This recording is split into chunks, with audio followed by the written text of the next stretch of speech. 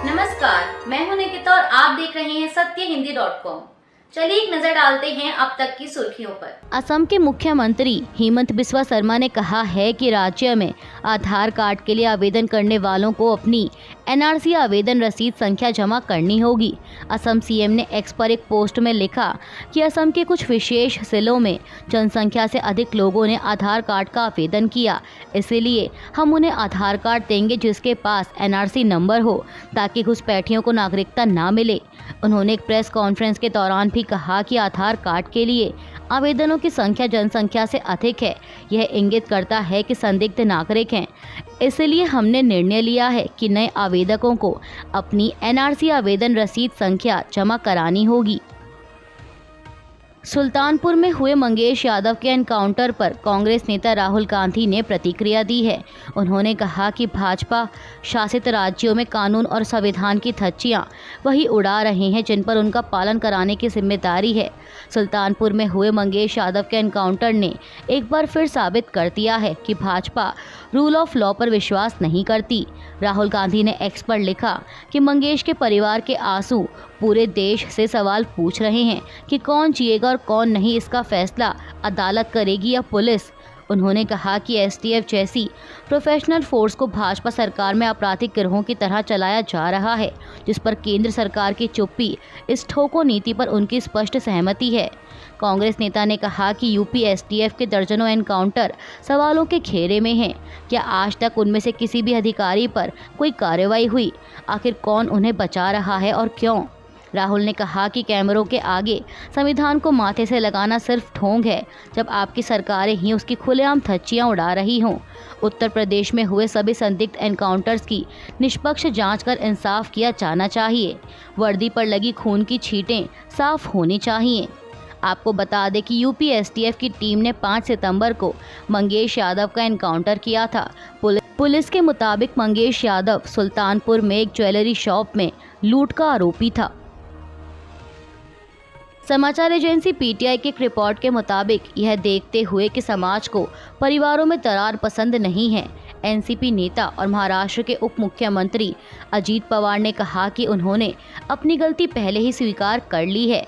आपको बता दें कि उनका इशारा हाल ही में हुए लोकसभा चुनावों में उनकी पत्नी सुनेत्रा पवार और चचेरी बहन सुप्रिया सुले के बीच हुए चुनावी मुकाबले की ओर था।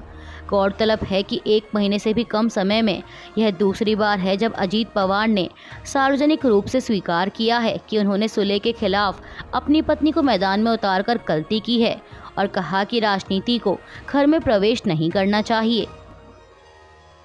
बीते 1 साल से अधिक समय से जातीय हिंसा की आग में झुलस रहे देश के पूर्वोत्तर राज्य मणिपुर के जिरीबाम जिले में कल शनिवार को ताज़ा हिंसा में 5 लोगों की मौत हो गई। पुलिस के अनुसार उग्रवादियों ने जिला मुख्यालय से करीब 5 किलोमीटर दूर एक सुनसान जगह पर अकेले रहने वाले एक व्यक्ति के घर में घुसकर उसे सोते समय गोली मार दी। पुलिस ने बताया कि हत्या के बाद जिला मुख्यालय से करीब 7 किलोमीटर दूर पहाड़ियों में युद्धरत समुदायों के लोगों के बीच भारी गोलीबारी हुई, जिसमें 3 पहाड़ी उग्रवादियों सहित 4 हथियारबंद लोगों की मौत हो गई। कांग्रेस ने हरियाणा विधानसभा चुनाव के लिए जारी की गई अपने 31 उम्मीदवारों की पहली लिस्ट में पहलवान विनेश फोगाट को जुलाना विधानसभा सीट से उम्मीदवार बनाया है। इस पर प्रतिक्रिया देते हुए विनेश फोगाट ने एक्स पर लिखा कि कांग्रेस पार्टी द्वारा विधानसभा चुनाव में जुलाना विधानसभा से प्रत्याशी बनने का अवसर देने के लिए सीनियर लीडरशिप का आभार व्यक्त करती हूं। विनेश ने लिखा कि जिस तरह एक खिलाड़ी के रूप में अपने प्रदर्शन से प्रदेश और देश का मान बढ़ाया, उसी समर्पण और जोश के साथ जुलाना के विकास के लिए काम करूंगी। उन्होंने कहा कि अपने इलाके के लोगों के आशीर्वाद, प्यार और समर्थन की अपेक्षा करती हूं। जिस प्रकार खेल और खिलाड़ियों के अधिकारों के लिए लड़ाई लड़ी, उसी दृढ़ता के साथ हर नागरिक के हक और बेहतरी के लिए संघर्ष करूंगी। हरियाणा विधानसभा चुनाव से पहले पहलवान विनेश फोगाट और बजरंग पूनिया का कांग्रेस का हिस्सा बनना बीजेपी के लिए झटका माना जा रहा है। अब इसी बारे में जब हरियाणा के मुख्यमंत्री नायब सिंह सैनी से सवाल किया गया तो इस पर उन्होंने कुछ इस तरह से जवाब दिया। आज तक को दिए एक इंटरव्यू में मुख्यमंत्री सैनी ने कांग्रेस की आलोचना की और दोनों पहलवानों की तारीफ की। उन्होंने कहा कि विनेश फोगाट और बजरंग पूनिया हरियाणा के हीरे हैं, वे देश की शान हैं और उन्होंने भारत का नाम ऊंचा किया है। लेकिन कांग्रेस राजनीति कर रही है, ये दुर्भाग्यपूर्ण है, ऐसा नहीं होना चाहिए। मुख्यमंत्री ने कहा कि आज भूपेंद्र सिंह हुड्डा कहते हैं कि उनके पास विधायक होते तो राज्यसभा भेजते। इन खिलाड़ियों ने जब मेडल जीता था तब तो इनकी सरकार थी, इन्होंने तब कुछ क्यों नहीं किया। हरियाणा विधानसभा चुनाव के लिए आम आदमी पार्टी और कांग्रेस के बीच संभावित गठबंधन और आम आदमी पार्टी नेता राघव चड्ढा से मुलाकात करने पर हरियाणा कांग्रेस के अध्यक्ष दीपक पापरिया ने कहा कि मुझे कांग्रेस ने यह जिम्मेदारी दी है और पिछले 2 दिनों में राघव चड्ढा से यह मेरी दूसरी या तीसरी मुलाकात थी। उन्होंने कहा कि हम स्थानों और संख्याओं का आदान प्रदान कर रहे हैं और हमें उम्मीद है कि परिणाम 2 दिनों में सामने आ जाएंगे। दीपक पापरिया ने आगे कहा कि यह निर्भर करता है, अगर कांग्रेस और आम आदमी पार्टी दोनों के लिए जीत की स्थिति होगी तभी नतीजा आएगा। मैं इसके लिए प्रयास कर रहा हूं। वरिष्ठ कांग्रेस नेता दिग्विजय सिंह ने मध्य प्रदेश भाजपा प्रमुख वी.डी. शर्मा पर निशाना साधते हुए नपुंसकता का तंज कसा है। दरअसल पीटीआई के मुताबिक जब एक प्रेस कॉन्फ्रेंस के दौरान एक रिपोर्टर ने उनसे यह पूछा कि वी.डी. शर्मा ने दावा किया है कि वह आतंकवादियों के समर्थक हैं। इस पर कांग्रेस नेता ने जवाब दिया कि केंद्र, राज्य और नगर निगम तथा स्थानीय निकायों के स्तर पर ट्रिपल इंजन वाली सरकार होने के बावजूद अगर वह मुझे आतंकवादियों का सहयोगी कहते हैं लेकिन फिर भी मेरे खिलाफ कोई कार्रवाई नहीं करते हैं तो मैं उनकी नपुंसकता से निराश हूँ।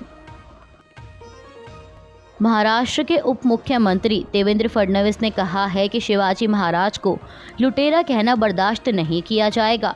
दरअसल उनका यह बयान एनसीपी शरद पवार गुट के नेता जयंत पाटिल की उस टिप्पणी के बाद आया है जिसमें जयंत पाटिल ने एक दिन पहले दावा किया था कि मराठा राजा ने स्वराज्य के विस्तार के लिए सूरत से जबरन वसूली की थी।